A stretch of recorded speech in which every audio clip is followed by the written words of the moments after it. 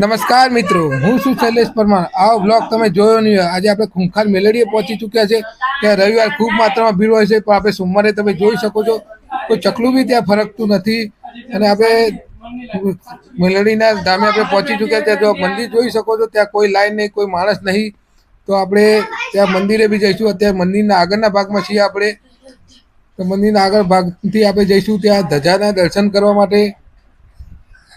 અને આપણે મંદિરે ધજા તમે જોઈ શકો છો, ધજા જો કેવી લહેરાય છે। અને ધજાના દર્શન કરીને આપણે જઈશું, આગળ વધીશું આપણે ત્યાંથી। અને ત્યાં જો કે આ હવનમાં જે નારિયેળ રવિવારે ચડાવે તે હવનમાં મૂકવામાં આવે છે, તે બી આપણે જોઈ લો, તમે દર્શન કરી લો। ખૂબ માત્રામાં નારિયેળ બી છે। આપણે મંદિરે પહોંચી જજો। મંદિરમાં તમે જોઈ શકો છો, આ તમે લાઈવ દર્શન કરાવશું મંદિરના। અને આ મંદિર તમને આવી રીતે ભાગ્યે જ તમને દર્શન કરવા મળશે, કેમ કે એ ભીડ નથી। આજે સોમવારના દિવસ છે, એટલા માટે દર્શન કરી લો ભક્તો। તમે આવા ભાગ્યશાળીને જ મળે ખૂંખાર મેલડીના દર્શન અને ધજાના દર્શન। તમે જોઈ શકો છો, બેઠકનું બી તમને ખાલી દેખાય છે।